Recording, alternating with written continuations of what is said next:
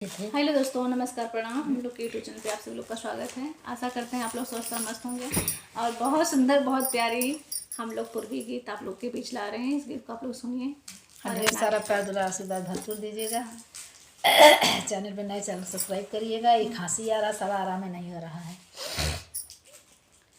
बिना रे गवाना के घर हमारा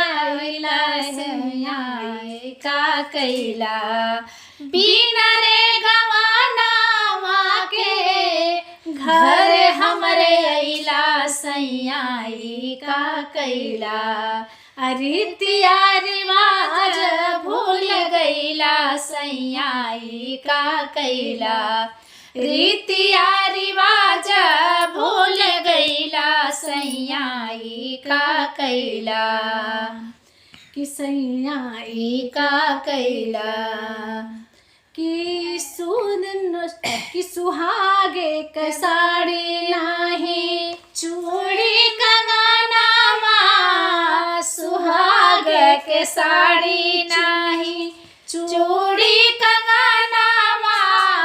छुछियाई गईला पिया हमके भवनमा।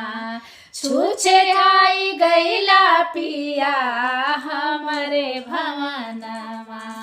किला जियो न लागल तोहरे, किला जियो न लागल तोहरे। हमके लाजवैला सैयाई का कैला। लाजियो न लागल तोहरे, हमके लाजवैला सैयाई का कैला।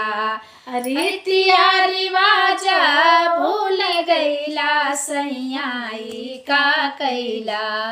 रीतिया रिवाज भूल गईला सैयाई का कैला।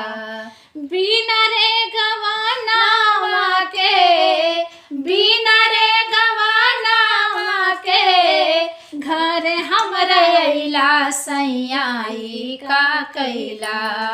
बिना रे गवाना के, बिना रे गवाना के घर हमरे अइला सैयाई का कैला।